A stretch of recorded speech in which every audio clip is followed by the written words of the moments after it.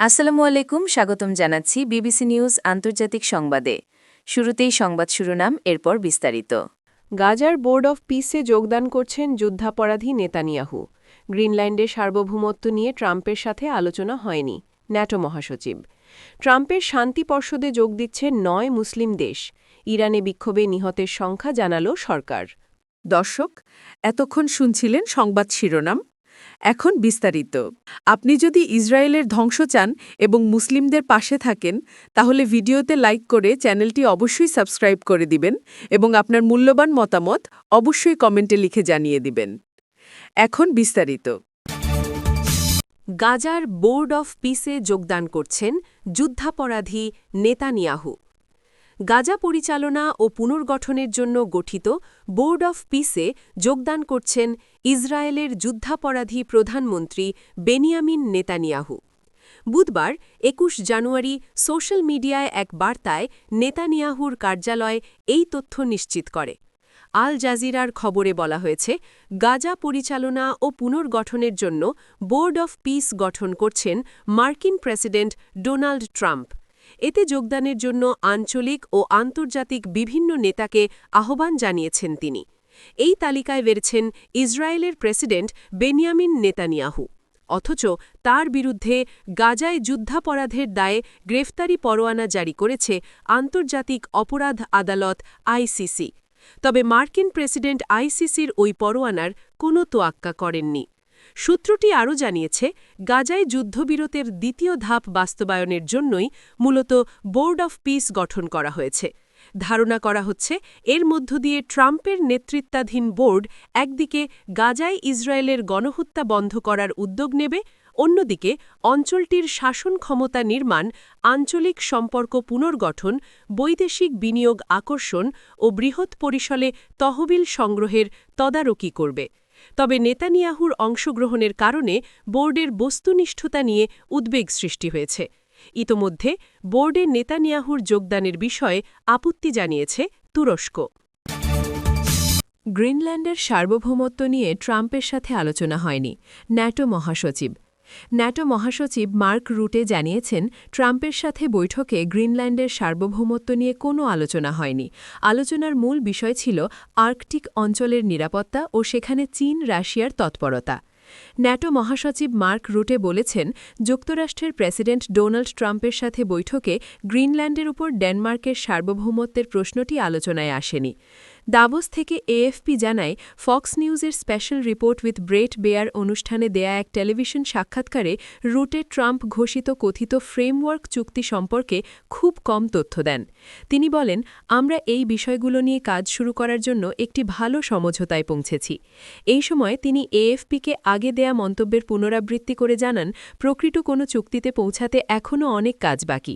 রুটে বলেন, এর অর্থ হল ন্যাটো এবং ন্যাটোর সম্মিলিত সক্ষমতা ব্যবহার করে কিভাবে পুরো আর্কটিক অঞ্চলকে নিরাপদ রাখা যায় সে বিষয়ে আমরা একমত হয়েছি।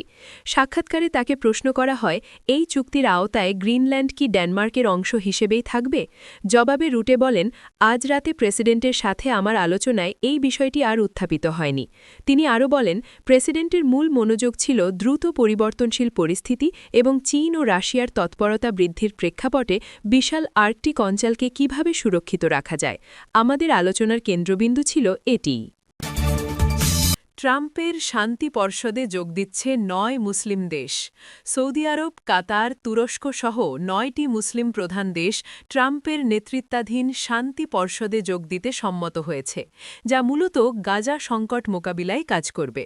তবে পর্ষদের ভূমিকা ও গঠন নিয়ে কিছু ইউরোপীয় দেশ ও ইসরায়েলের আপত্তি রয়েছে।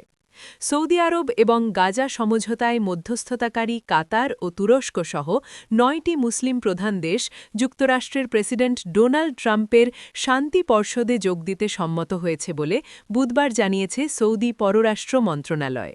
রিয়াদ থেকে এএফপি জানায়, এক যৌথ বিবৃতিতে রিয়াদ জানিয়েছে সৌদি আরব, কাতার, তুরস্ক, মিশর, জর্ডান, ইন্দোনেশিয়া, পাকিস্তান এবং সংযুক্ত আরব আমিরাতের পররাষ্ট্রমন্ত্রীরা অভিন্ন সিদ্ধান্তে এই পর্ষদে যোগ দেওয়ার কথা ঘোষণা করেছেন।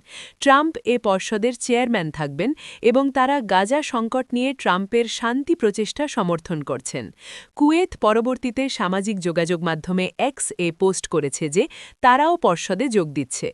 বহু নেতাকে আমন্ত্রণ জানানো হয়েছে, যেখানে স্থায়ী আসনের জন্য $100 কোটি এবং $1 বিলিয়নের অনুরোধ ছিল। সৌদি বিবৃতিতে কোনো অর্থ প্রদানের উল্লেখ নেই।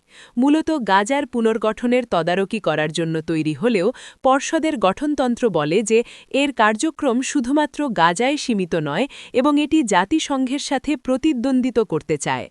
এর ফলে কিছু ইউরোপীয় মিত্র, বিশেষ করে ফ্রান্স, ক্ষুব্ধ হয়েছে। ট্রাম্পের শান্তি পর্ষদে যোগ দিচ্ছে 9 মুসলিম দেশ। সৌদি আরব, কাতার, তুরস্ক সহ 9টি মুসলিম প্রধান দেশ ট্রাম্পের নেতৃত্বাধীন শান্তি পর্ষদে যোগ দিতে সম্মত হয়েছে, যা মূলত গাজা সংকট মোকাবিলায় কাজ করবে। তবে পর্ষদের ভূমিকা ও গঠন নিয়ে কিছু ইউরোপীয় দেশ ও ইসরায়েলের আপত্তি রয়েছে। সৌদি আরব এবং গাজা সমঝোতায় মধ্যস্থতাকারী কাতার ও তুরস্ক সহ 9টি মুসলিম প্রধান দেশ যুক্তরাষ্ট্রের প্রেসিডেন্ট ডোনাল্ড ট্রাম্পের শান্তি পর্ষদে যোগ দিতে সম্মত হয়েছে বলে বুধবার জানিয়েছে সৌদি পররাষ্ট্র মন্ত্রণালয়। রিয়াদ থেকে এএফপি জানায়, এক যৌথ বিবৃতিতে রিয়াদ জানিয়েছে সৌদি আরব, কাতার, তুরস্ক, মিশর, জর্ডান, ইন্দোনেশিয়া, পাকিস্তান এবং সংযুক্ত আরব আমিরাতের পররাষ্ট্রমন্ত্রীরা অভিন্ন সিদ্ধান্তে এই পর্ষদে যোগ দেওয়ার কথা ঘোষণা করেছেন। ট্রাম্প এই পর্ষদের চেয়ারম্যান থাকবেন এবং তারা গাজা সংকট নিয়ে ট্রাম্পের শান্তি প্রচেষ্টা সমর্থন করছেন। কুয়েট পরবর্তীতে সামাজিক যোগাযোগ মাধ্যমে এক্স-এ পোস্ট করেছে যে তারাও পর্ষদে যোগ দিচ্ছে।